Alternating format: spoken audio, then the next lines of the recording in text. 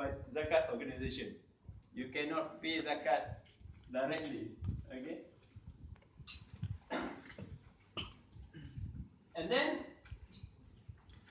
the reason why we want to have the zakat organization. Okay. First is zakat collection. You collect. You want to make sure that efficiency is there. Okay. Therefore, you have the trained staff, better technology, and proper documentation. Like Brother Amin this afternoon say that you should have a good governance. Okay, better proper documentation, good governance, reporting, and so on and so forth. Okay. Second is to ensure efficiency of disbursement. Pre-identify. You pre-identify first the asnaf. Who are the al-riqab? Who are al-gharimin? Okay. Contohnya al-riqab. Apa? Human trafficking. Can you consider human trafficking as al-riqab? Huh? Can we consider human trafficking? Huh? Disuruh anak-anak kecil untuk menjadi slave, untuk jadi pengemis. Can we redefine that? Predetermine. Is asnaf ini termasuk dalam al-riqab? Okay?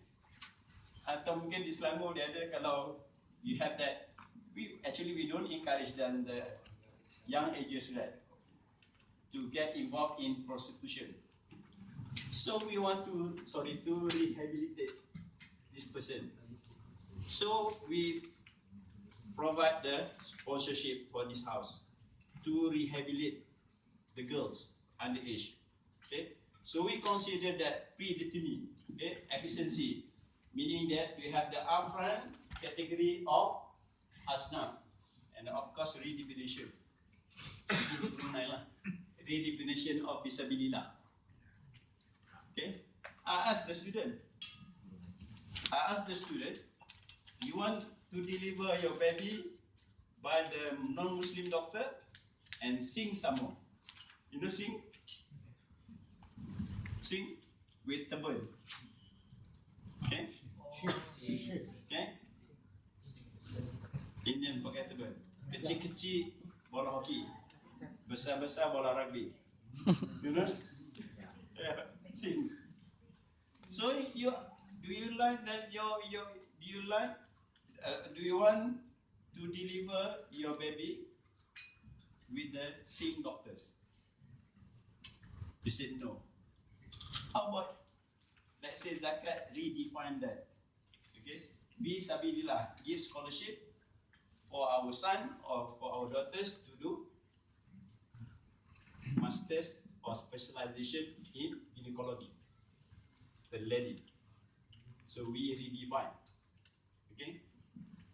How many things that we can redefine? So because sometimes you know that scholars is very strict. Right? Okay? Okay. To monitor the flow of funds, intermediaries need to have a proper reporting. Governance again. Because you are a public institution. Again, social public institution. Because you receive money from the public, you distribute to the public. So I consider that as a public institution, organization. To gain public trust in order to manage the fund, a sound and proper regulatory framework. Sebab tu BI dengan Basnas will come up with the core principle of zakat management. Core, best principle. Okay? So therefore, we need to get that. Okay? Now, you want to consider the zakat as PT? No. PT? No. So,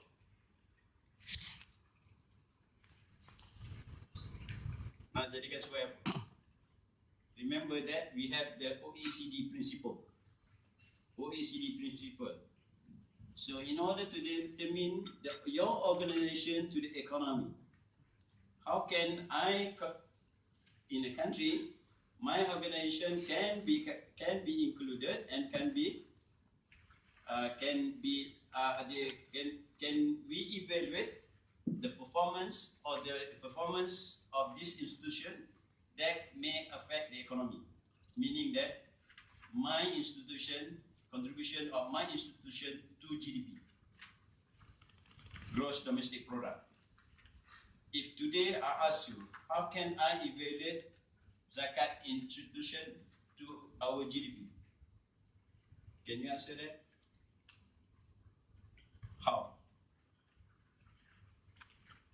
You need the support of the World Bank. Support of the World Bank. Center for Statistical Organization, CSO, without that they will not consider. That's true. We need to consider this institution when we produce the statistic that can be reported to IMF, International Financial Statistics. But how? We want to report it. Okay? We want to report it as what? As a PT? No. PT is owned by shareholders. Okay? But this organization is not owned by shareholders. Okay? It is owned by who? It's a public institution. Okay? So therefore, in this case, can we establish zakat organization as non-profit organization? Public, social, but as a non-profit, but also in addition as non-profit organization. If you want to consider that as a non-profit organization, meaning that you need to fulfill the principle of that has been introduced by OECD. You ask the IDB, they don't have that principle. You ask MF, they don't have that principle. But OECD have that principle. Okay? As non-profit organization. So what does it mean? Non-profit organization. First is as economic unit that produce goods and services. What are the services that you provide? I receive money and then I provide that money to the Asnaf. That is my services without any charges. Right? Without any charges. Because in certain countries, your role is paid by the government, right? But here, your role paid by Amin. Okay? So meaning that you provide the services without any charges. So that means now you already fulfill one of the principles of NPO. Okay? And then NPO model consists of trustees, centralized trustee consists of one or more establishment. Meaning that we have the last at national and we have the last at kabupaten. Okay? But still, we have this under one organization. Okay? Now, why we want to call it corporatization model? And then why you want to call it Lembaga Amil Zakat last or Badan Amil Zakat Nasional? Mungkin pada masa tahun 1980-an mereka percaya, they believe on the Thatcherism. Margaret Thatcher, faham Margaret Thatcher? Okay? Huh? The Iron Lady. Yeah, Iron Lady. Yeah. At that time, she introduced corporatization. Therefore, why don't? If you want to be an efficient, so we corporatize. Okay? We corporatize the zakat. So we corporatize. Okay? But now no longer, because Margaret Thatcher already died, maut. Okay? Then which model we are going to follow? So now is PPPPP. 3P, no Parti Pembangunan, no. Partai Persatuan Pembangunan.